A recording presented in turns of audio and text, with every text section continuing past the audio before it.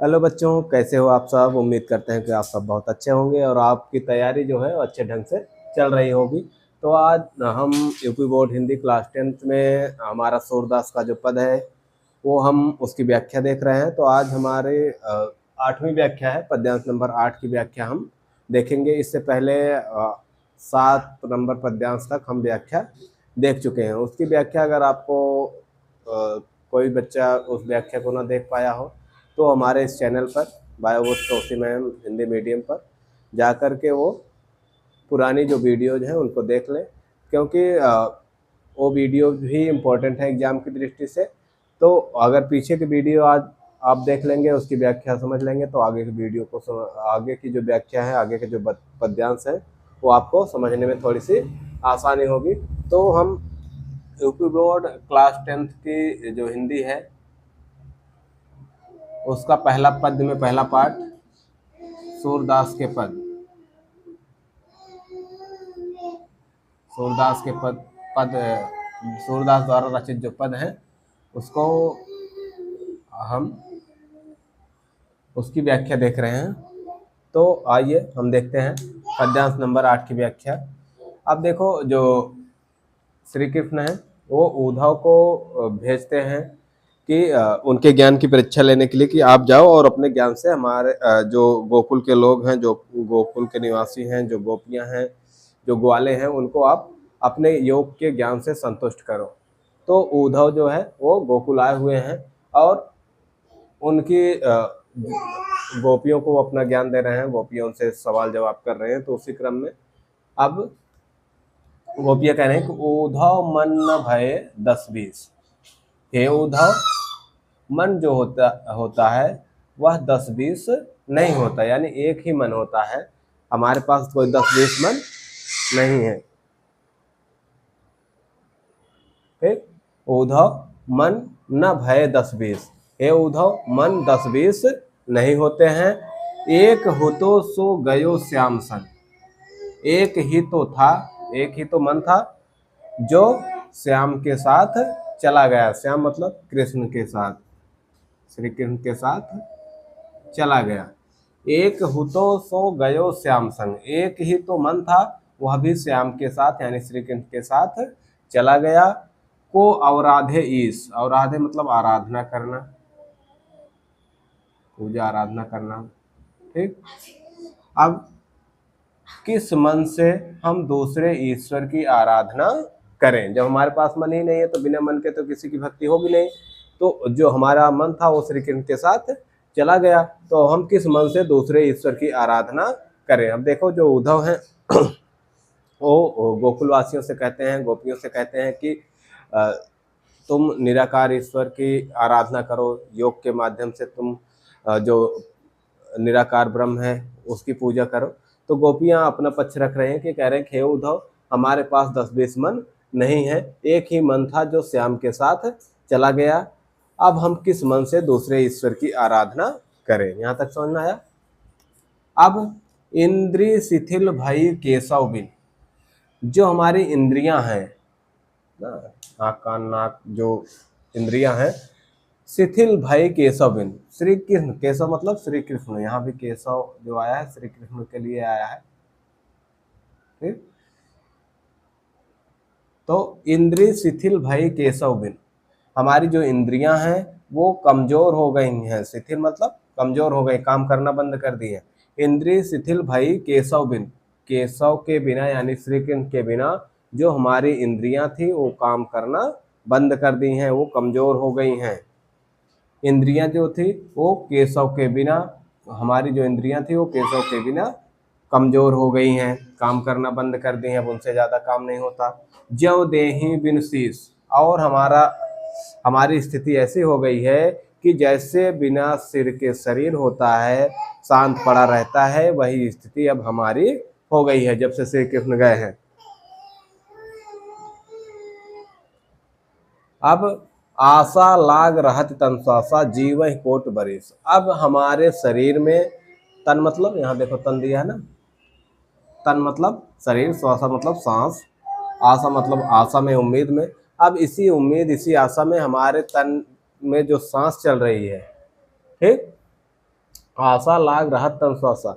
अब हमारे शरीर में बस इसी उम्मीद से हमारी जो सांसें हैं वो चल रही हैं कि एक दिन श्री कृष्ण वापस आएंगे और हम सबको अपना दर्शन देंगे। जीवन कोट वरिस, और इस उम्मीद में, इस आशा में हम करोड़ों वर्ष जीवित रह सकते हैं। कोट मतलब करोड़, वरिस मतलब वर्ष, जीवन मतलब जीवित रहेंगे। ठीक। अब हमारे शरीर में जो सांस है सिर्फ इसी आशा से लगी हुई है कि श्री कृष्ण एक दिन वापस आएंगे, और इस उम्मीद में इस हम करोड़ों वर्ष तक जीवित रह सकते हैं कि श्री कृष्ण के तुम तो सखा श्याम सुंदर के, तुम तो भगवान श्री कृष्ण के परम मित्र हो। श्याम मतलब यहाँ भी श्री कृष्ण यहाँ लिखे हैं, ठीक है। तुम तो सखा श्याम सुंदर के, तुम तो भगवान श्री कृष्ण के परम मित्र हो, और सकल योग के और सकल योग के ईश्वर भी, सकल योग को जानने वाले हो, यानी योग मतलब मिलन। तुम जब सारे योग को जानने वाले हो तो तुम हमारा मिलन श्री कृष्ण से करवा सकते हो। ठीक। तुम तो श्री कृष्ण के परम मित्र भी हो और संपूर्ण योग के ईश्वर भी हो, संपूर्ण जो योग है उसको जानने वाले भी हो, यानी तुम सब कुछ जानते हो। तुम तो हम सबको श्री कृष्ण से मिलवा सकते हो। अब आगे कह रहे हैं, सूर हमारे नंद नंदन बिन और नहीं जगदीश। लेकिन फिर सूरदास जी कह रहे हैं कि गोपियां उद्धव से कह रहे हैं कि हमारे नंद नंदन बिन, हमारे नंद के जो पुत्र हैं, नंदन मतलब होता है पुत्र ना, नंद के पुत्र कौन? श्री कृष्ण। तो हमारे श्री कृष्ण के बिना और नहीं जगदीश, और कोई दूसरा भगवान नहीं है। हमारे पास तो भगवान श्री कृष्ण के अलावा और कोई दूसरा भगवान नहीं है। ठीक है, ये समझ में आया। पहला, उद्धव उद्धव मन न भय 10-20। एक, हे उद्धव, मन जो है 10-20 नहीं होते हैं। एक ही मन था जो श्याम के साथ, श्री कृष्ण के साथ चला गया। अब किस मन से हम तुम्हारे निराकार ईश्वर की आराधना करें, या किस मन से दूसरे ईश्वर की आराधना करें? हमारी जो इंद्रियां हैं वो कमजोर हो गई हैं श्री कृष्ण के बिना। हमारी स्थिति ऐसी हो गई कि जैसे बिना सिर के शरीर होता है, वही स्थिति अब हमारी हो गई है। हमारे शरीर में बस इसी उम्मीद से सांसें चल रही हैं कि एक दिन श्री कृष्ण जो है वो वापस आएंगे, और इस उम्मीद में हम करोड़ों वर्ष तक जीवित रह सकते हैं। तुम तो श्री कृष्ण के परम मित्र हो और संपूर्ण योग के ज्ञाता हो, संपूर्ण योग को जानने वाले हो, तो तुम ही हमारा मिलन श्री कृष्ण से करवा दो। फिर सूरदास जी कहते हैं कि गोपियां कहते हैं कि हमारे भगवान श्री कृष्ण के बिना और कोई दूसरा हमारा ईश्वर नहीं है, दूसरा भगवान नहीं। हमारे तो एक ही भगवान है, कौन? श्री कृष्ण, नंद के पुत्र जो हैं, अर्थात श्री कृष्ण के बिना हमारा और कोई दूसरा ईश्वर नहीं है। पहला समझ में आ गया। पद्यांश नंबर 8, अगर ये समझ में आ गया हो तब फिर हम आगे बढ़े।